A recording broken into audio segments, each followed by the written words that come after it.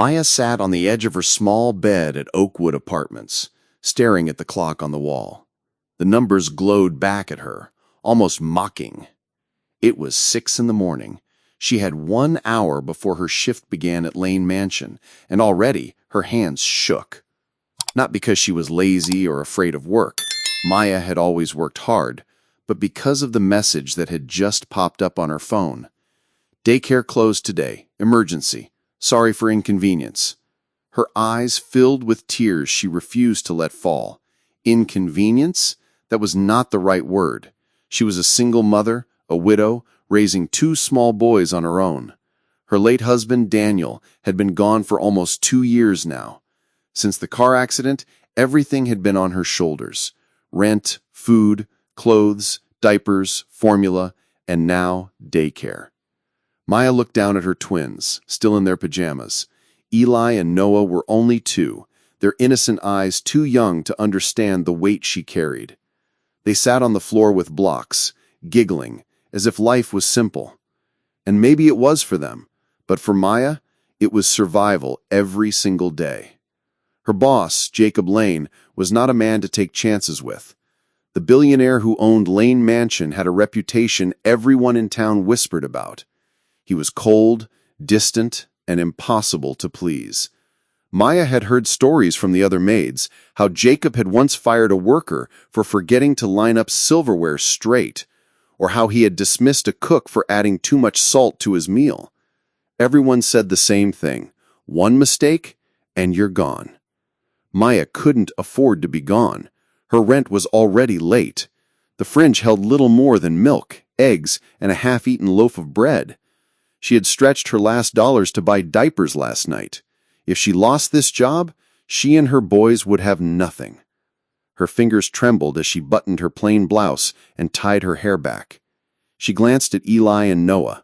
"You're coming with me today," she whispered, more to herself than to them. "Mama doesn't have a choice." She packed snacks, bottles, and toys into a worn diaper bag, then dressed the boys in clean shirts and pants. She tried to smile at them, but her chest felt heavy. Taking them to the mansion was against the rules. Everyone knew children weren't allowed inside. Jacob hated noise. He hated anything that broke the silence of his perfect house. But Maya was desperate. She told herself she would hide them. Just for today. No one had to know. The taxi ride felt longer than usual. As the cab pulled through the tall iron gates of Lane Mansion, Maya's stomach knotted. The house loomed up above her like something from another world, grand, polished, cold. Wide marble steps led to giant doors. She clutched the stroller tighter. Inside, she moved quickly down the servants' hallway, heading toward the laundry room, tucked away at the back of the house. The room smelled of soap and old wood, far from the polished spaces Jacob lived in. Maya set up a small play corner on the tiled floor. She gave the boys crackers and juice, then placed her phone on a shelf with cartoons playing softly. "Stay quiet for Mama, okay?" she whispered, kissing their curly heads. Eli clapped his hands. Noah giggled at the echo his voice made in the small room. Maya prayed they would stay calm long enough for her to finish her shift. She went straight to work. Her movements were quick and sharp, dusting the banisters, wiping mirrors, arranging the pillows on the living room sofa with perfect precision. Every few minutes, she slipped back to peek into the laundry room. The boys were happy, laughing at the cartoon sounds. Relief filled her chest, but it never stayed long. Fear kept her moving. Then it happened. The sound of a door creaking open. Maya froze, mop in hand. She turned her head slowly toward the front of the house. She knew that sound. The front door. But Jacob Lane was never home this early. He usually left before sunrise for meetings at Lane Tower. Why now? Her breath caught, as the sharp sound of his shoes echoed against the marble floor. Step after step, getting closer. "No, no, no," Maya whispered under her breath.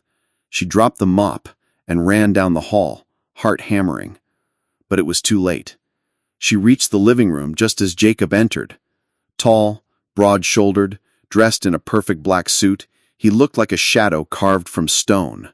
His jaw was tight, his eyes colder than glass. In one hand, he carried his briefcase. In the other, nothing but silence. Then his gaze shifted, and so did Maya's. The twins were there. Somehow, Eli had pushed the baby gate aside, and both boys had crawled into the open space of the living room. Pots and lids from the kitchen clattered around them. They were laughing, pounding the lids like drums, filling the grand marble floor with noise. Jacob stopped. His face hardened. Maya's breath left her body. Her hands shook. She could already hear the words in her mind. "You're fired." She stepped forward, her lips trembling. "Mr. Lane, please, But before she could finish, Eli dropped his lid and crawled toward Jacob. The little boy's tiny hands slapped against the marble. He reached Jacob's polished shoes and looked up with wide eyes. Then, to Maya's horror, Eli lifted his arms and said one small word. "Dada." The room froze. Maya's heart stopped. Jacob's eyes widened, and for a moment his face broke, like he didn't know whether to be angry, confused, or something else. Instead of pushing Eli away, Jacob slowly crouched down. He looked awkward, almost clumsy, as he let the child grab his finger. And then it happened. Jacob Lane laughed. Not a cold laugh, not a fake smile, a real laugh. The sound was low, almost surprised, like it had come from somewhere deep he didn't know still existed. Maya stood frozen, her back pressed against the wall. This couldn't be real. The coldest man she knew was kneeling on his marble floor, letting her son hold his hand, laughing like he remembered how to feel. And in that moment, Maya realized something terrifying and strange. The house that had always been silent was no longer silent. And Jacob Lane didn't seem to mind.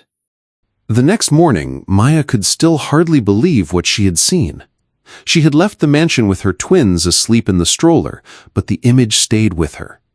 Jacob Lane on the marble floor, letting Eli tug at his finger, letting Noah bang a lid against his shoe.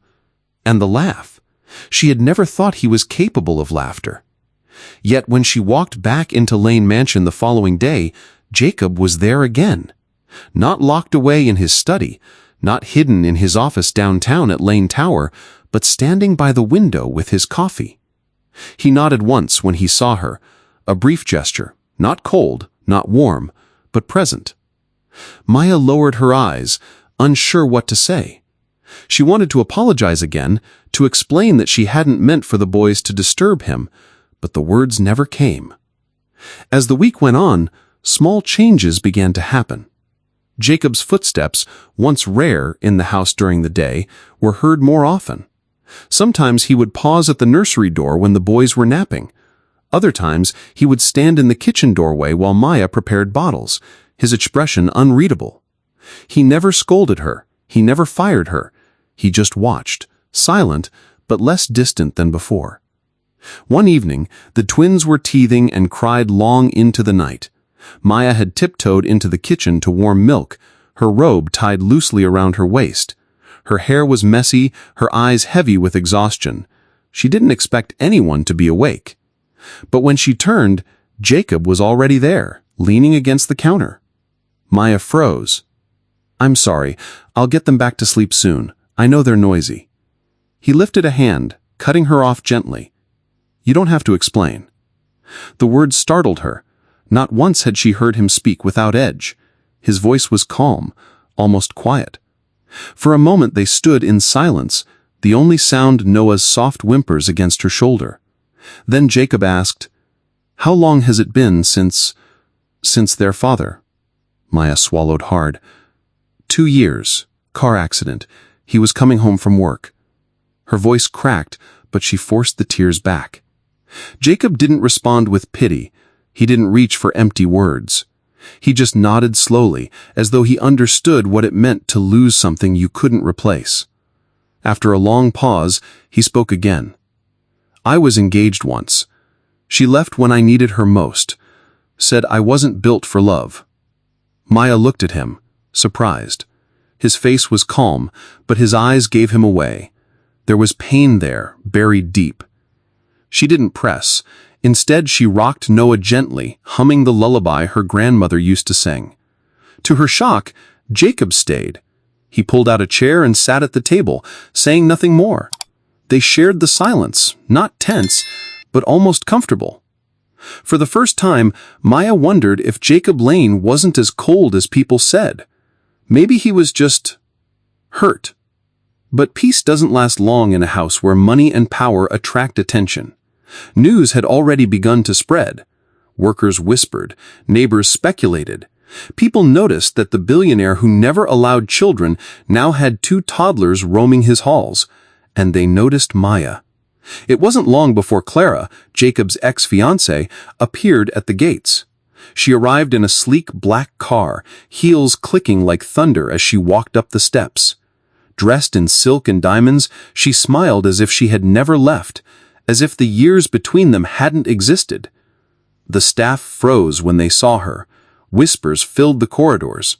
Maya didn't know who Clara was at first, but the tension in the air told her this woman mattered. That evening, during a dinner party Jacob hosted for investors, Clara made her move. She drifted through the rooms with practiced grace, shaking hands, charming guests, but her eyes never left Maya. When Maya slipped into the pantry with a tray of glasses, Clara followed. "So," Clara said smoothly, her voice sweet but sharp, "you're the one they've been whispering about." Maya turned, confused. "Excuse me?" Clara's smile didn't reach her eyes. "Jacob's charity project, a maid with baggage." Her gaze flicked toward the stroller tucked near the corner. 2 pieces of baggage, actually. Maya's chest tightened. "You don't know me." "No," Clara said softly, leaning closer, "but I know Jacob, and he always breaks the toys he thinks he can fix. You're not even porcelain, dear. You're just temporary." The words sliced through Maya like knives. She held her breath, refusing to show the sting. Without answering, she pushed past Clara and delivered the glasses to the dining room, but her hands shook the whole time. Later that week, the storm truly broke. An heirloom disappeared from Jacob's study, a silver pocket watch that had belonged to his father. No lock was broken, no window was disturbed. It was simply gone. And just like Clara planned, the whispers began. "Strange, isn't it? Things only started disappearing after the boys came," one staff member muttered. "Maybe she needed extra money," another whispered. The rumors spread like wildfire. By the end of the day, Mr. Harris, the estate manager, called Maya aside. He didn't meet her eyes when he said it. "Given the situation, Maya, it's best if you take some time away until we sort this out." Maya felt the ground vanish beneath her. Her locker had been pried open earlier, her things scattered, even the one photo of Daniel torn at the corner. Now this. She had no defense, no voice loud enough to fight against whispers. That night, she packed slowly. Eli clung to her, asking where Mr. Jacob was. Noah fussed until she carried him. Maya kept her face calm, but her hands shook with every fold of clothing. Before leaving, she placed a note on the refrigerator. Her handwriting was neat, but her heart bled into every word. "I didn't take it, but I understand why no one believes me." She pinned it with a magnet shaped like a star, one Eli loved to pull off. Then she took her boys by the hand and walked out the side entrance. No goodbyes, no explanations. When Jacob returned later that evening, he knew something was wrong the moment he stepped inside. The house was too quiet. No giggles, no toys scattered across the floor. He searched the rooms until he found the note. He read it once, then again. His chest tightened as if the words themselves had wrapped around his heart. He sat at the counter, the paper shaking in his hand. The silence of Lane Mansion pressed in around him. For the first time, he didn't find peace in it. He found only emptiness. And Jacob Lane, the man who thought he needed no one, realized he had let something slip through his fingers. Something more valuable than any fortune he had built. Jacob Lane sat at the kitchen counter long after the house had gone still. The note Maya left lay flat on the marble. He had read it so many times the words burned into his mind. I didn't take it, but I understand why no one believes me. For a man who spent his life building trust in numbers, contracts, and deals, the quiet truth of those words hit harder than any business loss. She hadn't fought, hadn't begged. She had simply surrendered, and he had let her walk away. The next morning, Jacob called for Mr. Harris. His voice was sharp, colder than it had been in years. "Find the watch," he ordered. Hours later, Harris returned with a silver pocket watch in hand. "We found it, sir," he said carefully. "It had slipped under the floor panel in the piano room. One of the children must have dropped it." Jacob's stomach turned. His hand closed around the watch, the metal cold and heavy. The children. Eli or Noah had played with it. There had been no theft, no betrayal, only innocence. And he had let Maya, the one person who had brought warmth into this hollow house, be cast out like a criminal. Jacob didn't wait another moment. He grabbed his coat, pocketed the watch, and left the mansion. For once, he didn't care about his meetings, his reputation, or the whispers of investors. He drove straight to Oakwood Apartments. When Maya opened the door, she looked tired. Noah rested against her chest, his little body warm and restless from a fever. Eli peeked out from behind her, clutching a small toy truck. Jacob didn't know what words to use. He had practiced apologies his entire drive there, but they all felt too small. So instead, he simply held out the silver watch. It was never gone. The children dropped it. Maya's eyes filled with disbelief. She shook her head slowly. Her voice was quiet but firm. "That's not what hurts, Mr. Lane. What hurts is that you believed I could do it." Jacob swallowed hard. No defense came to his lips. She was right. For even one moment he had allowed doubt to creep in, and that was enough to break something fragile between them. He stepped inside anyway, lowering himself onto the floor where Eli and Noah sat. Noah whimpered, shifting uncomfortably in Maya's arms. Without asking, Jacob pulled a bottle of cool water from his coat pocket and poured a little into the cap. He said, "Let me." Maya hesitated, then let him. Jacob touched the cap gently to Noah's lips, and the boy sipped slowly. Within minutes his breathing eased, his fever breaking little by little. Jacob stayed there, crouched on the floor, his expensive suit forgotten, his tie loose. He didn't speak much. He didn't try to explain. He just stayed. For the first time in his life, his silence wasn't cold, it was presence. Maya watched him with guarded eyes. The sting of betrayal still lingered, but some part of her couldn't deny the truth in front of her. Jacob Lane wasn't untouchable. He wasn't unfeeling. He was just a man, broken, trying, failing, and trying again. When the boys finally fell asleep, she carried them to the bedroom. She returned to find Jacob still sitting on the floor, the pocket watch resting in his palm. "You could have just called," she said quietly. "I did," Jacob admitted. "You didn't answer." She crossed her arms, leaning against the wall. "Because I didn't want to hear excuses." His eyes lifted to hers, filled with something she had never seen before, regret, raw and unpolished. He said, "I don't have excuses. Just this truth. The house doesn't feel alive without you and the boys. It feels empty, and I don't want to live in empty anymore." The words hung heavy between them. Maya didn't answer right away. She wasn't sure she trusted her voice, so she turned away, tidying the counter to keep her hands busy.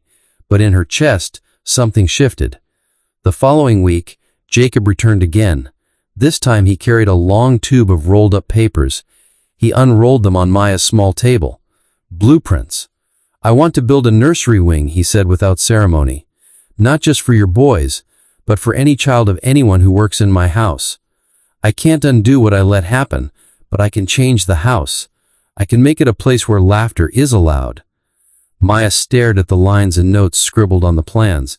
At first she thought it was a dream, but Jacob's eyes were steady. He said, "Help me design it." She picked up a pen with shaky fingers and drew a small corner with a moon painted on the ceiling. "Eli loves the moon," she explained softly. Jacob smiled, truly smiled. "Then he'll have one. Glow-in-the-dark stars too." Their hands brushed when he reached for the pen. Neither pulled away. Months later, the wing was finished, walls painted in soft colors, shelves lined with toys, a rocking chair near a wide window, and a ceiling dotted with glowing stars. It wasn't sterile. It wasn't cold. It was alive. The staff gathered for a small celebration. No photographers, no reporters, just laughter, cake, and children running free. Eli and Noah squealed as they chased each other through the halls, their tiny footsteps filling the mansion with joy. Jacob stood near the doorway, watching. For once, he didn't feel like an outsider in his own house. When he turned to Maya, his voice was steady but gentle. "You didn't just clean my house, Maya. You reminded it how to live. You reminded me how to live." Her breath caught, but she smiled faintly, lowering her gaze. Later that night, after the boys were asleep, Jacob found her in the kitchen washing bottles. He set 2 mugs of tea on the counter and stood beside her. For a long time they said nothing. Then Jacob spoke quietly. "You don't have to go. Not tonight. Not anymore." Maya's hands stilled in the sink. Slowly, she placed them down, then rested one hand on his. No words, just a choice. For the first time in years, Jacob Lane didn't feel hollow. He felt home.